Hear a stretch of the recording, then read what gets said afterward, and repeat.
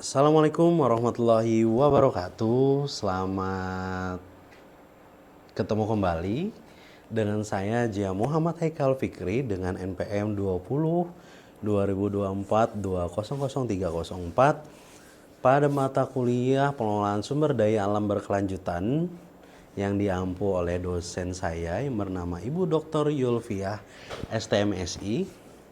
Pada kesempatan ini izinkan saya untuk menjelaskan sedikit tentang soal nomor satu, yaitu tentang relevansi pada sektor energi dan ekowisata. Kita masuk yang pertama, itu ada konsep inti pengelolaan sumber daya alam berkelanjutan. Itu memenuhi kebutuhan kini tanpa mengorbankan generasi yang akan datang. Yang kedua adalah menjaga daya dukung dan daya tampung lingkungan. Yang ketiga ada prinsip 3P planet, yaitu dalam hal ini dalam bentuk lingkungan, people atau manusia yang dalam hal ini dalam bentuk sosial, dan prosperity tentang keuntungan atau ekonomi. Yang keempat ada tata kelola tentang transparan, partisipatif, akuntabel, dan full berbasis data. Itu adalah konsep inti tentang pengelolaan sumber daya alam berkelanjutan. Di sini kita masuk pada pilar prinsip kritis. Pilar dan prinsip kritis ini dalam pengelolaan sumber daya alam berkelanjutan itu tentang energi dan ekowisata itu tadi. Yang pertama ada konservasi, menjaga stok sumber daya alam itu sendiri. Yang kedua ada biodiversitas atau suatu kumpulan di dalam ekosistem itu sendiri. Ini tentang kualitas air, udara, tanah. Dan selanjutnya itu ada efisiensi, yaitu tentang mengurangi intensitas energi dan material, tentang eco-efficiency, yang dimana saat ini memang lagi banyak digaungkan tentang efisiensi dalam hal energi itu sendiri. Di sini ada masuk pada prinsip yang ketiga adalah keadilan. Keadilan ini merupakan akses dan distribusi manfaat yang adil. Dalam hal ini dalam bentuk intergenerasional dan intragenerational equity. Masuk ke prinsip atau pilar yang keempat adalah pencegahan. Ini adalah prinsip kehati-hatian, mitigasi risiko sejak awal. Jadi untuk pencegahan ini sendiri itu masih kita mengutamakan tentang kehati-hatian, dan apapun yang akan terjadi itu harus kita mitigasi sebelumnya. Yang kelima ada circular economy. Ini adalah prinsip tentang minim limbah, pemulihan sumber daya alam itu sendiri. Masuk ke session tentang mengapa harus kritis. Kritis itu tentang trade-off yang nyata, dalam hal ini pertumbuhan ekonomi versus kelestarian ekosistem. Resikonya itu sendiri adalah greenwashing bila hanya dalam simbolik, dan kuncinya untuk kritis ini kita harus indikator terukur, evaluasi yang berdampak, dan mekanisme pengawasan yang sangat ketat. Dan untuk ukuran sukses bukan hanya pada outputnya saja, tapi outcome-nya yang kualitas lingkungan dan kesejahteraannya itu memang bisa diambil gitu. Kita masuk ke relevansi pada sektor energi. Energi ini adalah suatu penggerak ekonomi, tetapi sumber emisi dan tekanan sumber daya alamnya sangat mempengaruhi dalam energi itu sendiri.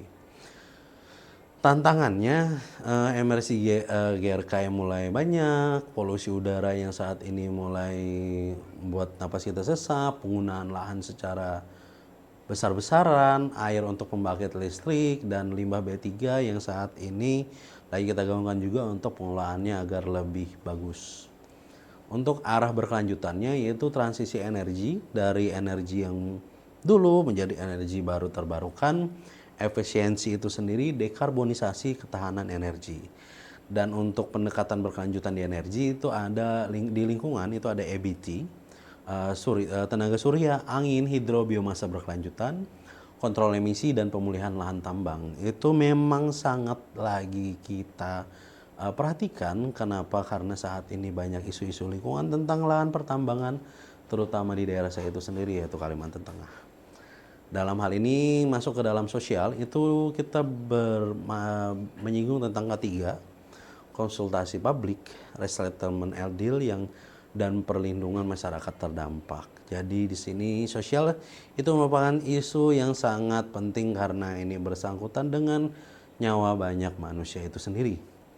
Dan untuk masuk di ekonomi ada biaya siklus hidup di LCOE, ketahanan pasokan, insentif investasi dan green financing. Dan masuk di instrumennya ada beberapa instrumen yang harus kita tanamkan atau kita perhatikan. Ada AMDAL, standar emisi, carbon pricing, ESG, dan audit energi itu sendiri. Kita masuk ke relevansi pada sektor ekowisata. Ekowisata ini memanfaatkan sumber daya alam sebagai aset utama. Hutan, satwa, landscape. Dan resikonya adalah overkapasitas, sampah, degradasi habitat, konflik ruang, dan ketimpangan manfaat. Konflik ruang ini adalah sesuatu hal yang riskan juga karena kita tidak hanya dalam penggunaannya ada tanah milik negara, tanah adat juga ada, tanah masyarakat juga ada. Dan arah berkelanjutan itu tentang konservasi, pemberdayaan masyarakat, dan ekonomi lokal. Untuk pendekatan berkelanjutan, itu dalam ekowisata itu adalah di bidang lingkungan, ada daya dukung, kuota pengunjung, zonasi konservasi, zero waste turis, restorasi habitat. Dalam bentuk sosialnya itu ada co-management dengan masyarakat, perlindungan budaya, pelatihan pemandu lokal, dan mekanisme keluhan. Untuk di ekonomi itu sendiri ada benefit sharing atau berbagi hasil keuntungan, misalnya kayak pajak dan lain-lain, balik lagi pada masyarakat. Penguatan di UMKM itu sendiri tidak mungkin kalau kita membuka ekowisata tidak ada masyarakat yang UMKM-nya bisa meningkat di daerah itu sendiri. Dan ada eco-label, ada disertifikasi produk wisata, dan retribusi untuk konservasi itu sendiri. Masuk ke instrumen itu ada zonasi, SOP wisata, kode etik pengunjung, dan monitoring kualitas lingkungan. Itu salah satu instrumen yang harus diperhatikan pada ekowisata seperti itu. Kita masuk ke perbandingan energi dan ekowisata.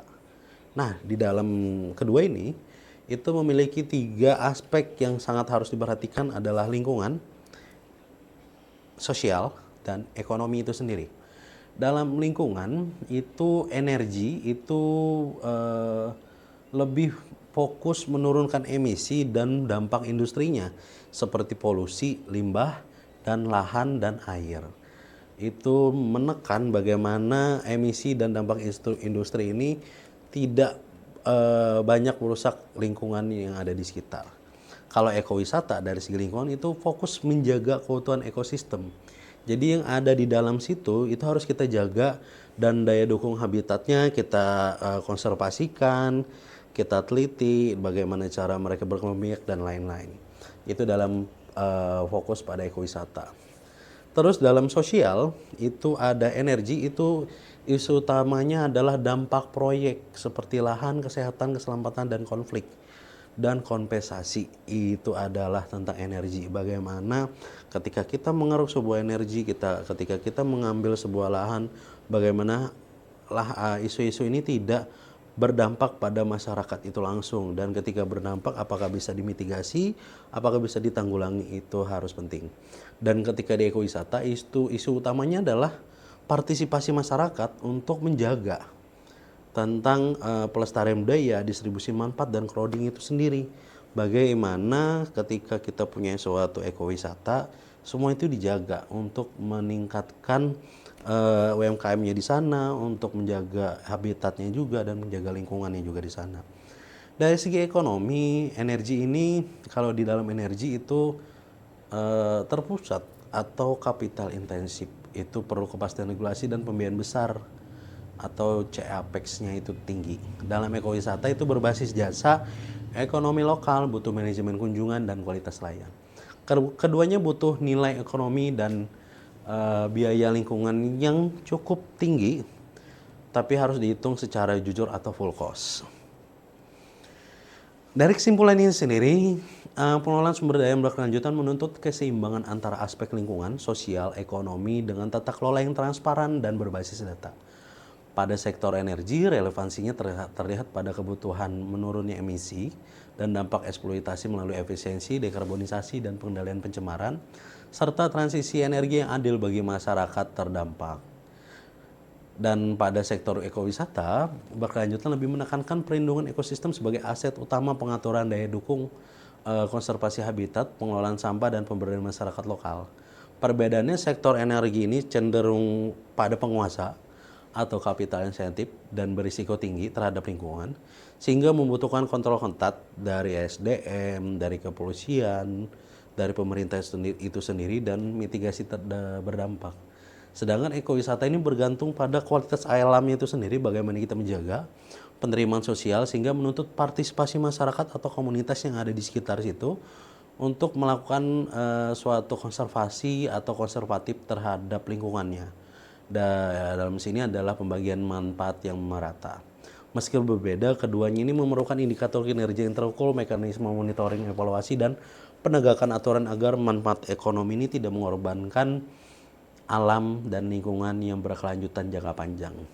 Jadi bisa kita tarik bahwa keduanya ini adalah sesuatu hal yang hampir sama, tapi tidak dapat kita simpulkan bahwa mereka ini keduanya dapat merusak alam. Tapi ketika sesuatu hal itu dipegang dengan tangan yang tepat dan pengelolaan yang bagus, maka semuanya akan bermanfaat bagi masyarakat, lingkungan, maupun ekosistem yang ada di sekitarnya itu sendiri. Terima kasih saya ucapkan atas perhatiannya. Saya tutup dengan mengucapkan wassalamualaikum warahmatullahi wabarakatuh. Sampai ketemu lagi di session selanjutnya. Oke, tidak ke record.